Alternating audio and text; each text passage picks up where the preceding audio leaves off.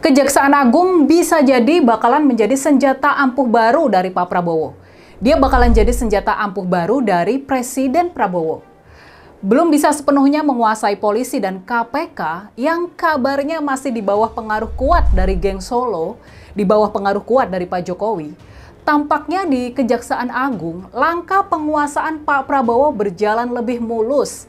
Meskipun tentu saja bukan tanpa hambatan dan bukan tanpa kendala. Kejadian akhir-akhir ini yang menyangkut Kejaksaan Agung, semua itu mestinya bisa ngasih kita gambaran soal apa yang sedang terjadi di belakang layar. Ada benang merah yang jelas di antara kejadian-kejadian di seputar Kejaksaan Agung tersebut. Kejadian pertama adalah turunnya perintah pengamanan Kejaksaan Agung dan semua kantor kejaksaan oleh tentara. Untuk apa tiba-tiba kejaksaan dijaga sama tentara? Adakah tekanan hebat yang harus ditangkal sampai harus menggunakan kekuatan tentara? Lalu kemudian muncul bocoran keterlibatan loyalis dari Pak Jokowi, yakni Pak Budi Ari, Ketua Umum Kelompok Relawan Projo, dalam kasus suap judi online. Bocoran ini keluar ketika yang bersangkutan sedang bertugas ke luar negeri, ketika Pak Budi Ari sedang bertugas ke Vatikan. Pak Budi Ari yang sebelumnya tampak bisa lolos dari jerat di kepolisian, ternyata peranannya dalam kasus perlindungan judi online disebutkan dalam dakwaan perkara yang dirancang oleh para jaksa dari Kejaksaan Agung. Nah, ini menarik kan? Walau lolos di kepolisian, ternyata dia masih bisa terjerat di kejaksaan. Yang ketiga, yang terbaru adalah penangkapan pemilik pabrik Sritex, yakni Pak Iwan Setiawan Lukminto, dalam kasus kucuran kredit jumbo sebesar 3,6 triliun dari beberapa bank daerah dan bank BUMN. Soal kasus kredit Sritex dan kemungkinan kaitannya dengan keluarga Solo, ini sudah pernah kita bahas sebelumnya.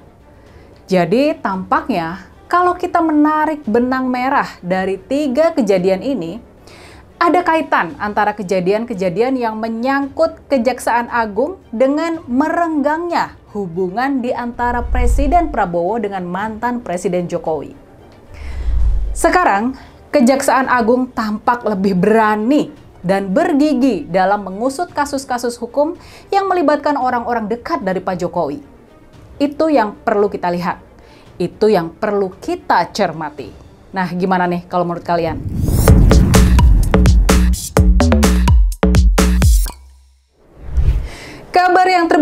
Kabar terbaru sampai kita syuting video ini, Pak Prabowo mau mengganti Jaksa Agung dengan orang yang benar-benar bisa sepenuhnya dia percaya. Orang yang nggak bakal bisa dipengaruhi sama penguasa lama, nggak bisa dipengaruhi sama kelompoknya Pak Jokowi. Tampaknya membuat kejaksaan kembali independen dan cuma tunduk pada hukum, cuma tunduk pada aturan perundang-undangan, ini menjadi pekerjaan rumah penting yang sedang berusaha dibereskan oleh Presiden Prabowo. Pengerahan pasukan TNI buat menjaga kejaksaan-kejaksaan, terutama Kejaksaan Agung, rasa-rasanya adalah kaitan dengan upaya melindungi para jaksa dari tekanan-tekanan pihak luar. Bisa jadi pengerahan perlindungan ini dilakukan supaya para jaksa bisa lebih bebas dalam mengusut kasus-kasus besar dan pelik yang bisa jadi bakal menyeret orang-orang dari rezim lama ke pengadilan. Pengusutan kasus suap perlindungan judi online mungkin bisa jadi contoh nyata tentang tarik-tarikan kasus hukum yang sedang terjadi. Ketika kasus ini masih ditangani sama polisi, tampaknya nama mantan Menkominfo Budi Ari masih aman dari jeratan. Dia memang pernah dipanggil Bareskrim buat menjadi saksi dalam kasus ini. Namun kemudian penanganan kasus ini tampak meredup. Nama Budi Ari tak pernah disebut lagi dan dia pun tidak ditahan. Tapi yang kemudian mengejutkan kita semua, tanpa diketahui publik ternyata proses penyidikan lanjutan di Kejaksaan Agung selesai dan kasus ini pun sudah dilempahkan ke pengadilan. Tidak ada media yang memberitakan persidangan kasus ini. Lalu muncullah bocoran dari dakwaan yang diajukan para jaksa terhadap para pelaku kejahatan perlindungan situs judi online itu.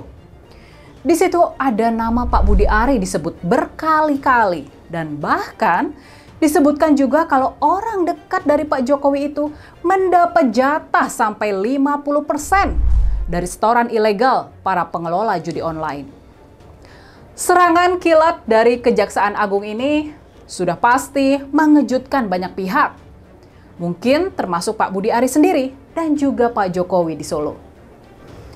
Tampaknya Pak Budi Ari sudah tidak bisa lagi dilindungi dari kasus hukum yang menjeratnya. Kasus yang tampaknya bakal lebih mengkhawatirkan keluarga Solo adalah pengungkapan kasus kredit macet kepada pabrik tekstil Sritex yang sudah bangkrut itu. Kasus ini melibatkan 3 bank daerah dan 1 bank BUMN. Ada Bank BJB, Bank Jateng, Bank DKI, dan juga Bank BNI. Sebagaimana yang sudah pernah kita bahas sebelumnya, yang tampaknya jadi salah satu bahan penyelidikan lebih lanjut dari para jaksa adalah adanya selisih antara dana yang disebutkan sudah dikucurkan oleh bank-bank BUMD dengan dana yang diakui sudah diterima oleh Sritex. Jumlah selisihnya sangat fantastis, yakni mencapai 170 miliar rupiah. Di Bank BJB misalnya, menurut catatan bank yang sudah diaudit oleh BPK, oleh Badan Pemeriksa Keuangan, besar kredit yang dikucurkan sebesar sekitar 670 miliar. Tapinya di pembukuan Sritex, di laporan keuangan Sritex, besar kredit dari Bank BJB ternyata cuma tercatat sebesar 593 miliar. Jadi ada selisih 77 miliar di antara pencatatan di Bank BJB dan pencatatan di Sritex. Di Bank Jateng, menurut pencatatan bank, kredit Sritex senilai sekitar 500 miliar. Namun, di catatan Sritex angkanya cuma 430 miliar. Di sini ada selisih 70 miliar. Buat Bank DKI, kredit yang diberikan menurut catatan bank sebesar 185 miliar. Tapi di pembukuan Sritex besarnya konon cuma 162 miliar. Jadi, di sini juga ada selisih yang besarnya sekitar 23 miliar. Jadi kalau di total dari 3 bank daerah tersebut, selisih kucuran kredit yang hilang mencapai 170 miliar. Ini adalah angka komisi yang sangat fantastis. Pertanyaannya, kemana uang selisih itu dialirkan atau disetorkan? Benarkah uang ini mengalir ke keluarga penguasa lama? Penangkapan pemilik pabrik Sritex, yakni Pak Iwan Setiawan Lukminto oleh Kejaksaan Agung menjadi babak penting dalam pengungkapan kasus kredit macet Sritex ini.